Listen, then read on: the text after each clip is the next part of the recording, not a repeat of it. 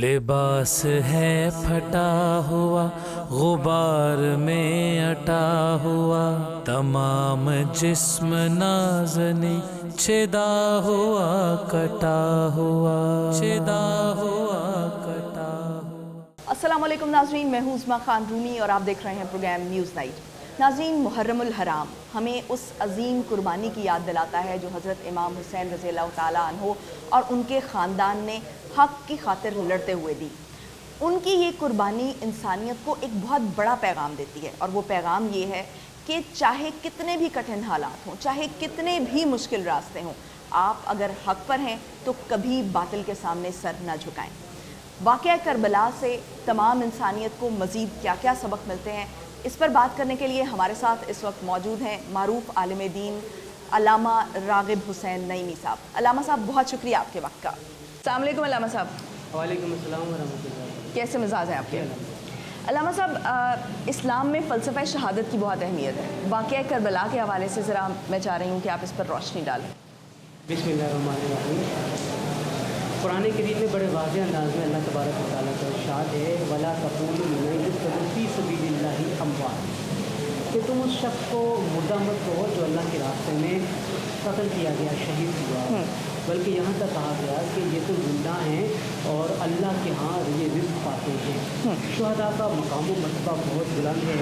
اللہ تبارک و تعالیٰ شہداء کی روحوں کو پرندوں میں داخل فرماتے ہیں، اور پرندوں کی اجازت ہوتی ہے کہ وہ جنت میں جس جگہ پہ جا کے بسیرا کرنا چاہے اور کھانا چاہیں وہاں پہ جاتے ہیں اور رہ سکتے ہیں۔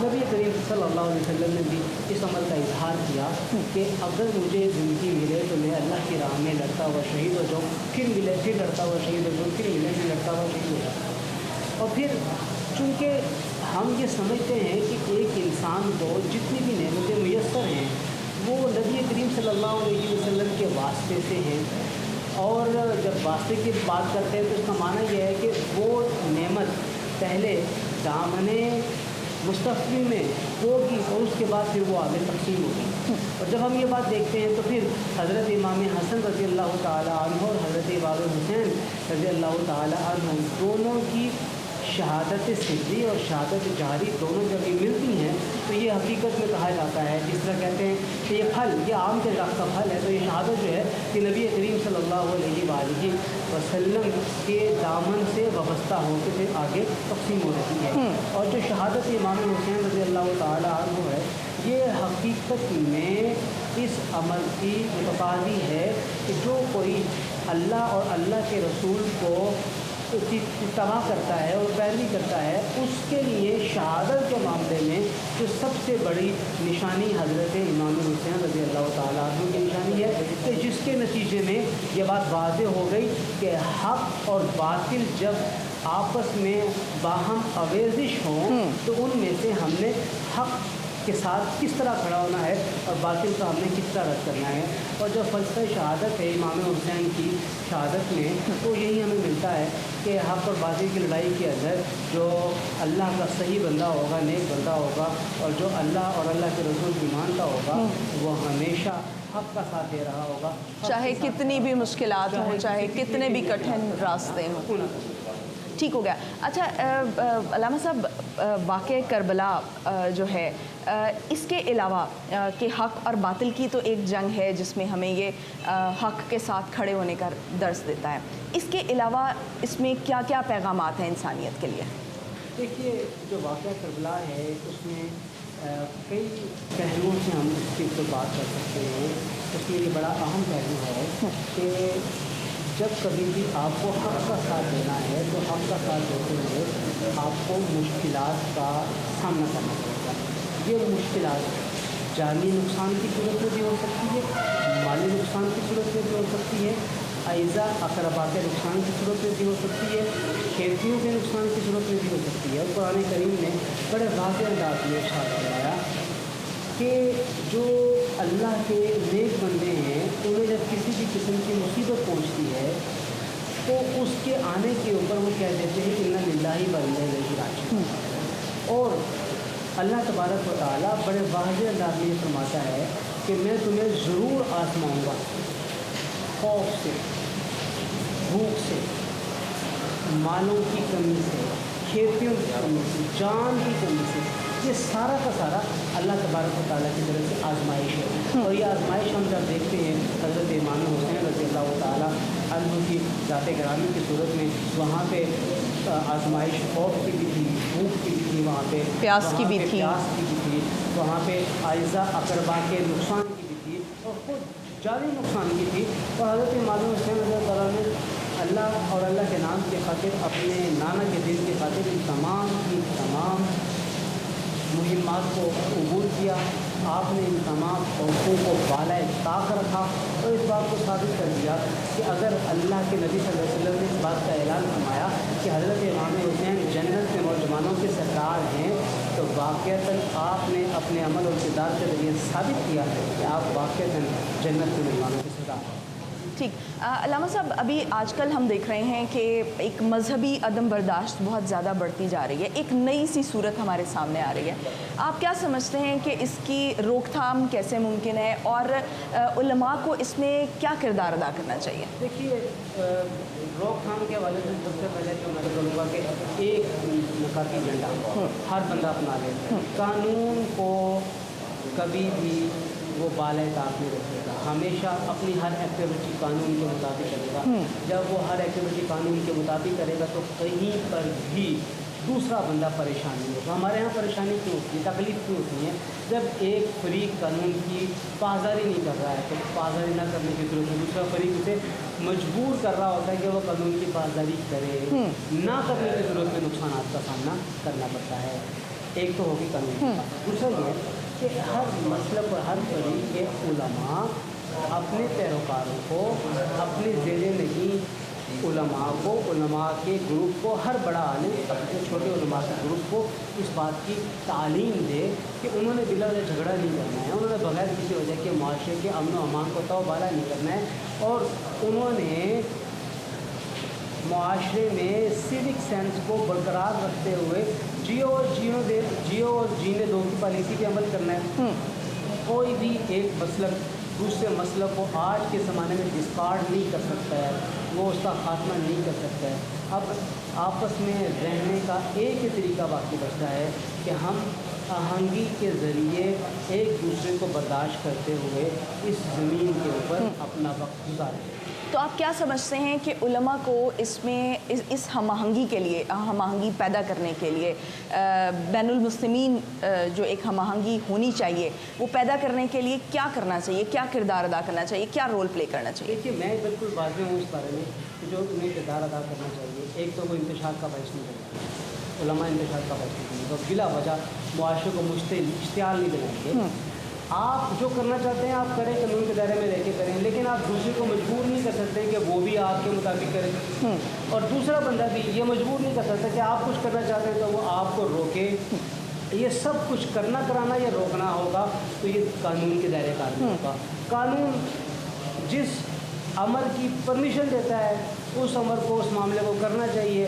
قانون جس شے کی پرمیشن نہیں دیتا ہے اس سے اپنے آپ کو روک لیں. اور یہ سارے فریقین جب اس کے اوپر عمل درآمد شروع کر دیں گے تو مجھے یقین ہے کہ ہم قانون کو پریویل ہوتا ہوا دیکھیں. یعنی اپنا ایک دائرہ کار بنائیں اور اس دائرہ کار کو سے تجاوز نہ کریں. ٹھیک. تو کیا آپ سمجھتے ہیں کہ جو علماء ہیں وہ اس سلسلے میں اپنا یہ رول پلے کر رہے ہیں؟ جی بالکل کر رہے ہیں. ہم دیکھتے ہیں بہت سے علماء ایسے ہیں جن کے تمام مسالک کے علماء کے ساتھ تعلقات ہیں اور پھر وہ ان تعلقات کی بنیاد کے اوپر اپنا رول پلے کر رہے ہیں، اور پھر حکومتی ادارے بھی بڑا اہم کردار ادا کر رہے ہیں. ہم یہ سمجھتے ہیں کہ پنجاب کے اندر میں متحدہ علماء بورڈ کو ہیڈ کرتا ہوں، اس طرح قرآن بورڈ ہے، اتحاد مسلمین کمیٹی ہے.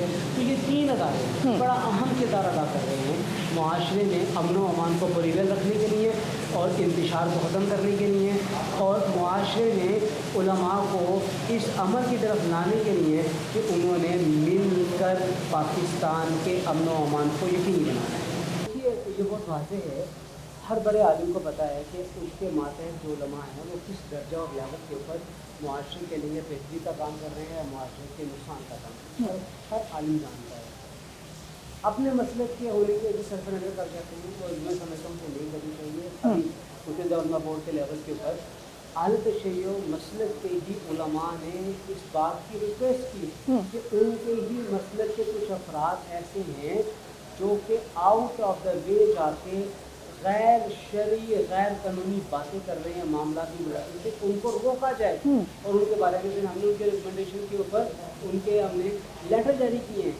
تو اس کا مطلب یہ ہے کہ اگر کہیں پر بھی کوئی گروپ باقاعدہ طور پہ یا کوئی ایک بڑا باقاعدہ طور پہ ایسے افراد کو روکنا چاہے جو کہ حقیقتاً دین اسلام کا بگاڑ پیدا کرنے میں وہ کامیابی کی طرف جا رہے نظر آ رہے ہیں, تو پھر مل کر ہمیں سمجھتا ہوں کہ کام کرنے کی ضرورت ہے اور اس کو روکا جانا چاہیے. اچھا علامہ صاحب, آپ بلا شبہ ایک بہت بڑے عالم دین ہیں اور دین کے لیے ایک بہت بڑی خدمت سر انجام دے رہے ہیں, تو آپ اپنے دیکھنے والوں کو, اپنے پیروکاروں کو محرم الحرام کے حوالے سے کیا پیغام دینا چاہیں گے؟ دیکھیے جی, محرم جو ہے وہ حضرت امام حسین رضی اللہ تعالیٰ عنہ کی وجہ سے زیادہ شہرت پا چکا, حالانکہ آپ امام حسین کے واقعہ کربلا سے پہلے بھی محرم اور خاص طور پر 10 محرم کی بڑی اہمیت ہے, اور دنیا میں تاریخ دنیا میں اہم واقعات ہمیں 10 محرم کو ہوتے ہوئے ملتے ہیں. تو میں یہ بہت کیٹیگری کہنا چاہتا ہوں, بڑے واضح انداز میں کہنا چاہتا ہوں کہ جس تاریخی واقعے کی جتنی زیادہ اہمیت ہے اس کو اتنا ہی اڈاپٹ کیا جائے. اس سے جب آپ اس کو ایگزیجریٹ کر کے بیان کریں گے تو وہاں پہ ہمیں مسائل کا سامنا کرنا پڑے گا. اور پھر ہم یہ بھی دیکھتے ہیں کہ محرم کے حوالے سے جب واقعات کی تشکیل دی جاتی ہے, بیان کیا جاتا ہے, تو بہت سی غیر مستند روایات کو بھی بیان کر دیا جاتا ہے. علماء کرام صاحب علم ہیں, صاحب مطالعہ ہوتے ہیں, انہیں اپنے آپ کو بچانا ہے کہ وہ غیر مستند روایت کو بیان نہ کریں کہ جس کی وجہ سے معاشرے میں انتشار کرے. تو علامہ صاحب, یہ جو آپ کہہ رہے ہیں کہ غیر مستند روایات جو ہیں وہ ان کو پنپنے سے روکا جانا چاہیے تاکہ ایسی جو احادیث کوٹ کی جاتی ہیں یا ایسے جو حوالے دیے جاتے ہیں, کیا علماء اس معاملے میں آپس میں مشاورت کر کے یہ طے نہیں کرتے کہ اس کو آگے جانا چاہیے اور اس کو بیان کیا جانا چاہیے؟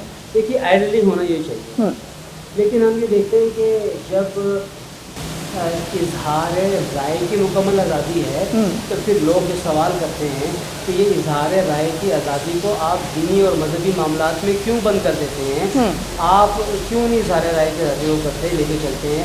آپ کیوں چاہتے ہیں کہ تمام ممبروں سے ایک ہی طرح کی ایک وقت میں بات ہو؟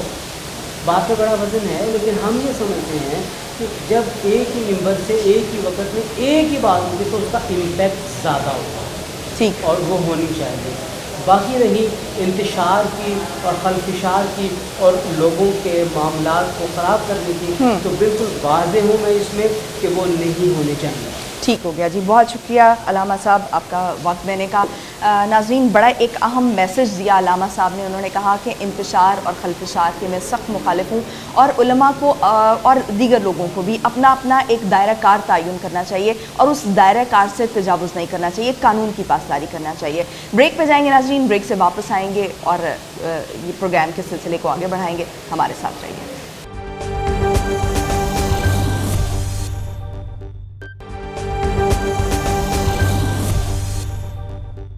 لباس ہے پھٹا ہوا غبار میں اٹا ہوا, تمام جسم نازنی چھدا ہوا کٹا ہوا, چھدا ہوا کٹا ہوا. بریک کے بعد خوش آمدید ناظرین. ماہ محرم جو ہے اس کی اہمیت مختلف حوالوں سے ہے. زمانہ جاہلیت میں بھی اس کو بہت مقدس سمجھا جاتا تھا, اور اس مقدس مہینے میں جنگ و جدل سے پر پابندی عائد ہوتی تھی. محرم الحرام کی ویسے تو بہت زیادہ اہمیت ہے, لیکن واقعہ کربلا اس میں بہت زیادہ اہمیت کا حامل ہے. آج ہمارے ساتھ موجود ہیں علامہ حسن رضا باقر صاحب. ان سے ہم جانتے ہیں کہ اصل میں جو فلسفہ شہادت حسین ہے وہ ہے کیا, اس کی روح کیا ہے. السلام علیکم. علیکم السلام ورحمۃ اللہ. کیسے مزاج ہیں علامہ صاحب؟ الحمدللہ, اللہ کا شکر. علامہ صاحب, آج چونکہ واقعہ کربلا کے حوالے سے بات ہو رہی ہے اور محرم الحرام کی فضیلت کے حوالے سے, اہمیت کے حوالے سے بات ہو رہی ہے, تو سب سے پہلے تو ہمیں یہ بتائیے کہ جو فلسفہ ہے اس شہادت کے پیچھے, اس کی روح کیا ہے, اس کی اصل میں حقیقت کیا ہے؟ بسم اللہ الرحمن الرحیم. دیکھیے، سب سے پہلے جب ہم سید الشہداء امام حسین علیہ السلام کی شہادت کی بات کرتے ہیں، اس کی جو ایک امتیازی خصوصیت ہے کہ اس شہادت کی خبر خود رسول اللہ صلی اللہ علیہ وآلہ وسلم نے دی ہے. اور خود جیسے ام المومنین ام سلمہ سلام اللہ علیہ فرماتی ہیں کہ رسول اللہ نے مجھے کربلا کی خاک بھی دی اور کہا جب یہ خاک خون میں تبدیل ہو جائے گی تو آپ سمجھ لیجئے کہ حسین علیہ السلام شہید ہو گئے.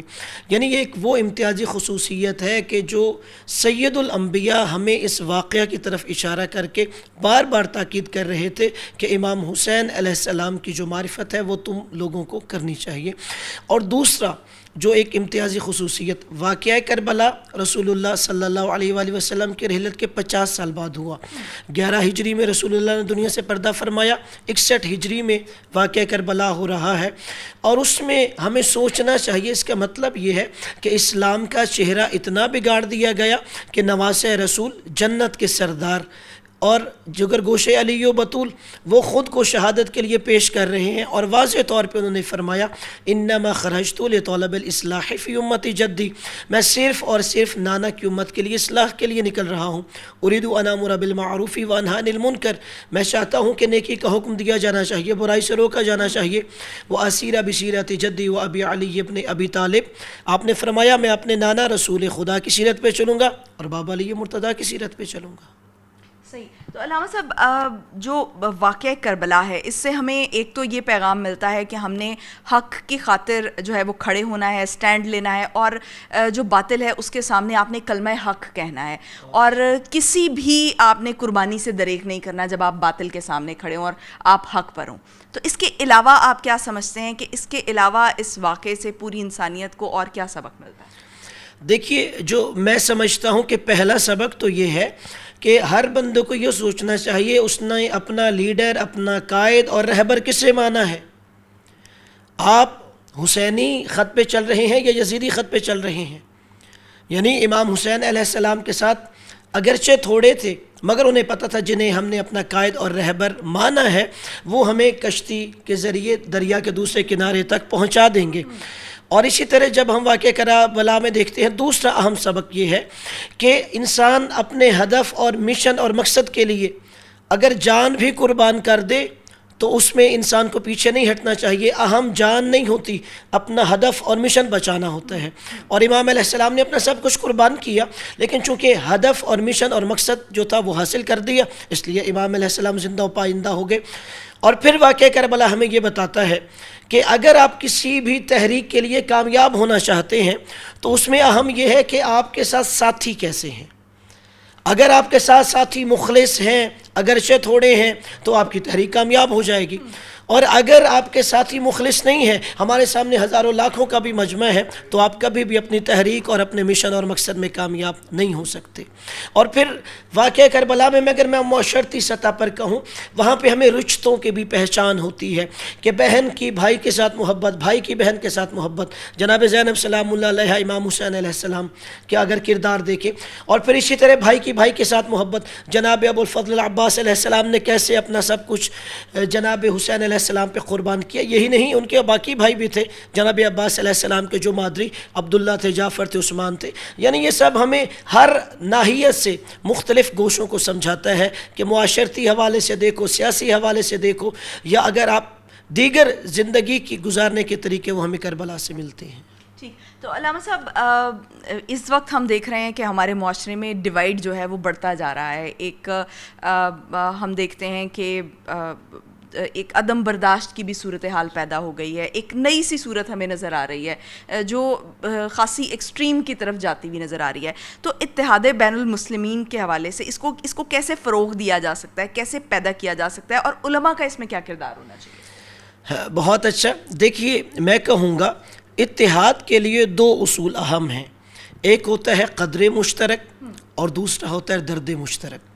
آپ نے کسی بھی سطح پر اتحاد کرنا ہے، اب صرف مسلمانوں میں ہی نہیں، اگر ساری انسانیت کا بھی کرنا چاہیں، پہلے ہم یہ دیکھیں کہ ہم میں کون سی اقدار مشترک ہے، جو کہ آپ نے اتحاد بین المسلمین کے حوالے سے کہا. اب اس میں تو ہم اگر اپنی اقدار دیکھیں، ہم سب کا خدا ایک ہے، ہمارے رسول ایک ہے، ہماری کتاب قرآن مجید ایک ہے، ہمارا قبلہ خانہ کعبہ ایک ہے، تو ہمارے اندر تو تقریباً 80% مشترکات ہیں. اس لیے ہمیں اپنی اقدار کے تحت مشترکات پہ اکٹھا ہونا چاہیے. اور دوسرا جو کہا وہ درد مشترک ہے. ہم سارے مسلمانوں کا درد ایک ہے. اگر دنیا کے کسی ایک کونے میں مسلمان کو تکلیف ہوتی ہے تو وہاں پر یہ نہیں دیکھا جاتا کہ اس کا تعلق کس مسلک, کس فرقے, کس گروہ سے ہے. وہ تو اس لیے کہ لا الہ الا اللہ محمد رسول اللہ پڑھ رہا ہے, اسے مسلمان کی حوالے سے دیکھا جاتا ہے. تو ہم سب کا جب درد مشترک ہے تو ہمیں اس حوالے سے بھی اکٹھا ہونا چاہیے. اور یہاں پہ لیکن میں اپنے پاکستانی معاشرے کے لیے کہوں گا, یہاں پر زیادہ عوام کی ذمہ داری ہے. عوام ان کو زیادہ پسند کرتے ہیں جو انتشار پھیلاتے ہیں, جو وحدت کی بات کرے تو انہیں اتنا پسند نہیں کرتے. کنٹروورسیز زیادہ جلدی پنپتی ہیں ہمارے. بالکل, آپ سوشل میڈیا پہ دیکھ لیجئے, اگر آپ وہاں پر آپ ایسے مرچ مثالیں لگا کر ویڈیوز چلائیں گے, ویورشپ کے لیے آپ کو زیادہ ویوز ملیں گے. لیکن اگر کوئی اصلاحی پہلو کے حوالے سے بات کریں گے اور لگائیں گے, لوگ نہیں آئیں گے. فکری اور علمی بات جو ہے وہ ہمارے جی بالکل ایسا ہی ہے. یعنی صرف علماء کی ذمہ داری نہیں ہے, علماء کو بھی ذمہ داری ادا کرنی چاہیے کہ خواص, اگر میں کہوں علماء بھی صرف اگر اپنے علاقے میں, وہ گاؤں میں ہے, دیہات میں ہے, شہر میں ہے, آپ انہیں کہیے کہ ہفتے میں ایک دن ایک ہی میز پہ اکٹھے ہو کے کھانا کھا لیں, کتنی غلط فہمیاں عوام میں دور ہو جائیں گی.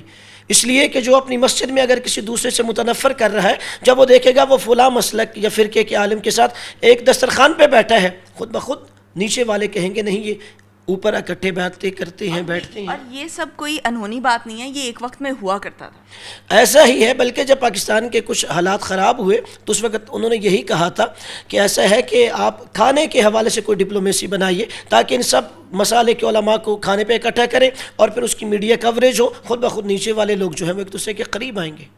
تو آپ کیا سمجھتے ہیں کہ اس وقت جو علماء رول پلے کر رہے ہیں اس حوالے سے, کیا وہ ٹھیک ہے اور اس میں کیا درستگی آنی چاہیے؟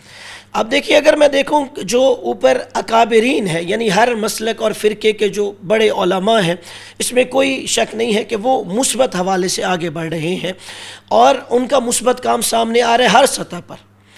لیکن اس میں ضرورت یہ ہے کہ عوامی سطح پر بھی اس کے اثرات جانے چاہیے. جب عوامی سطح پر اس کے اثرات جائیں گے تو ہم معاشرے میں بھی دیکھیں گے یہ جو آپ نے عدم برداشت کی بات کی ہے وہ انشاءاللہ ختم ہو جائے گی. اور ہمیں ایک عالم ہونے کی حیثیت سے اپنی عوام کو دوسرے مسلمان کا دکھ درد سمجھنے کی تلقین کرنی چاہیے. ہم یہ اپنی عوام کو نہ بتائیں کہ جو میرے فرقے کا ہے وہ تو مسلمان ہے, جو میرے فرقے سے باہر ہے اس کا اسلام سے تعلق نہیں ہے. نہیں, مسلمان ایک جسم کی طرح ہے, جسم کے ایک عضو کو تکلیف ہو تو دوسرے عضو کو بھی تکلیف ہوتی ہے. اور اس میں یہی کہتا ہوں کہ جب ہم اسلام کی بات کرتے ہیں تو اس سے مراد کوئی فرقہ مسلک نہیں ہوتا, ہر وہ بندہ ہے جو رسول اللہ صلی اللہ علیہ وآلہ وسلم کے رسالت پر ایمان رکھتا ہے. تو آپ جو ہے وہ جاتے جاتے مجھے واقعہ کربلا کے حوالے سے اور محرم الحرام کی روشنی میں کیا میسج دیں گے کہ جو ایک تو یہ کہ علماء کا کردار اس حوالے سے بھی, اور دوسرا آپ کیا میسج دینا چاہیں گے؟ دیکھیے, میں یہی کہوں گا اگر ہم معاشرے میں امن و امان کو بھی رواج دینا چاہتے ہیں, ہمیں زیادہ سے زیادہ سیرت امام حسین علیہ السلام پہ بات کرنا چاہیے. ہمیں زیادہ سے زیادہ امام حسین علیہ السلام نے جو پیغام دیے ہیں ان پیغامات کی نشر و اشاعت کرنی چاہیے. جیسے محرم الحرام آتا ہے, پانی کی سبیلیں لگائی جاتی ہیں, یہ ایک اشارہ ہے کہ یعنی امام حسین علیہ السلام پہ پانی بند کیا گیا. تو ہم چاہتے ہیں کہ اب ہم لشکر حسینی میں شامل ہو کر ان کے اس کردار کو زندہ کیا جائے. تو میں یہی کہوں گا جب محرم الحرام آتا ہے تو ہمیں مذہب مسلک فرقوں میں نہیں پڑھنا چاہیے, زیادہ سے زیادہ حسینیت کا پرچار کرنا چاہیے اور اپنے طریقے اور اپنی سوچ کے مطابق امام علیہ السلام اور نواسۂ رسول سے محبت کا اظہار کرنا چاہیے. بہت شکریہ علامہ صاحب. ناظرین, حضرت امام حسین رضی اللہ تعالیٰ عنہ اور ان کے جو اہل بیت ہیں, ان کے اس عظیم کارنامے کو ہم کس طرح سے خراج عقیدت پیش کر سکتے ہیں, خراج تحسین پیش کر سکتے ہیں؟ اس کا بہترین طریقہ یہ ہے کہ ہم ان کے اسوہ پر عمل پیرا ہوں, ان کے طریقہ کار کو اپنائیں, یعنی حق کے ساتھ کھڑے ہوں اور باطل کے سامنے اپنی جان دینے سے بھی گریز نہ کریں اور باطل سے ٹکرا جائیں. بریک پہ جائیں گے ناظرین, بریک سے واپس آئیں گے اور پروگرام کے تسلسل کو جاری رکھیں گے. ہمارے ساتھ رہیے.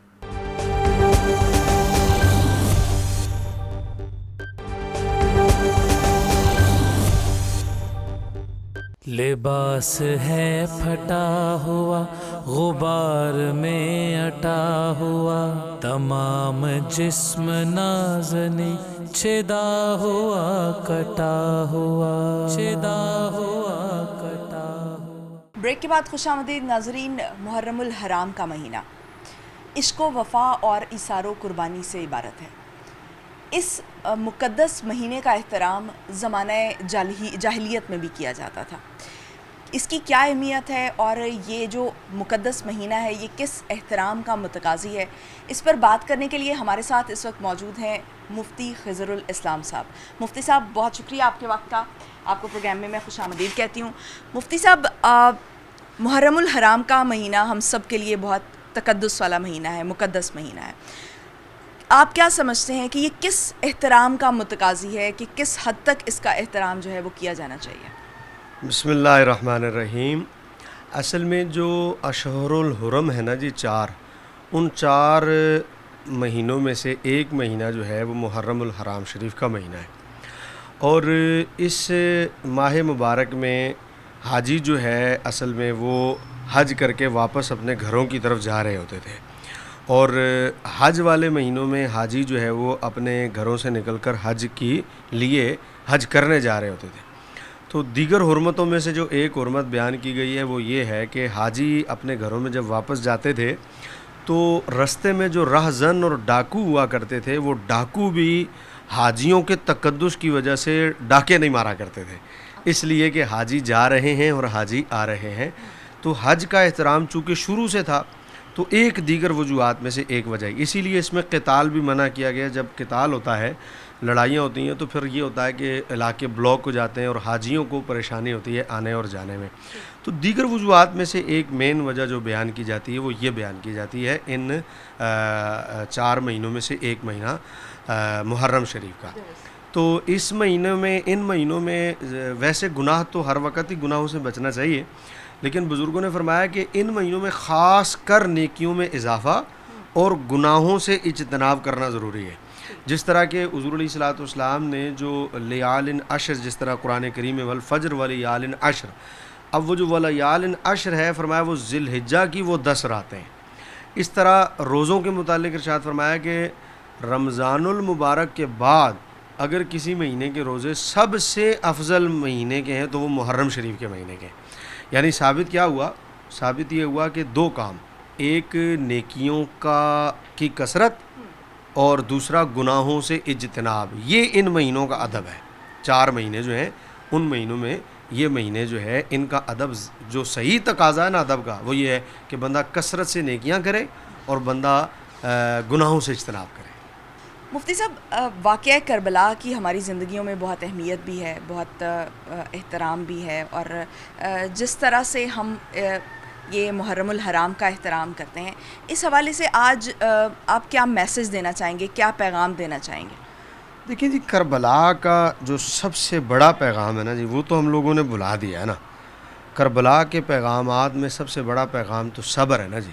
صبر کو تو ہم بھول چکے ہیں. دوسرا، یزید سے جو نفرت ہے نا جی، یزید سے نفرت کی وجہ اگر آپ تلاش کریں تو پوری دنیا میں دور حاضر میں یزید سے نفرت کی وجہ آج آپ کو صرف ایک ملے گی کہ اس نے اہل بیت اطہار کی توہین کی اور اس نے امام پاک کا قتل کیا. اس کے علاوہ کوئی وجہ نہیں.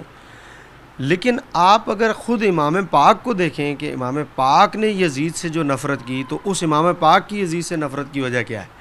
تو آپ کو تو نظر آئے گا کہ امام پاک نے تو یزید سے نفرت جو ہے وہ اس وجہ سے تھوڑی کی کہ اس نے مجھے قتل کرنا ہے.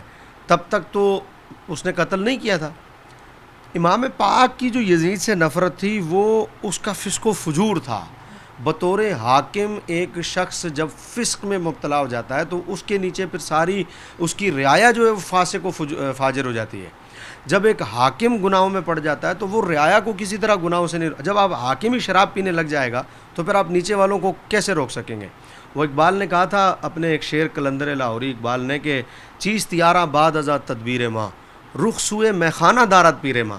اس نے اقبال نے کہا کہ میں اپنی تدبیروں کو اور میں اپنی حکمت عملی کا کیا کروں کہ میں نے جس سے راستہ سیکھنا ہے، جو مجھے راستہ سکھانے والا ہے، میرا راہ دکھانے والا ہی جب خود میں خانے کی طرف چل پڑے گا ہے رخ سوئے میں خانہ دارت پیر ماں، جب میرا پیر ہی مجھے رستہ دکھانے والا ہی میں خانے کی طرف چل پڑے گا تو مجھے شراب خانے سے کون روکے گا؟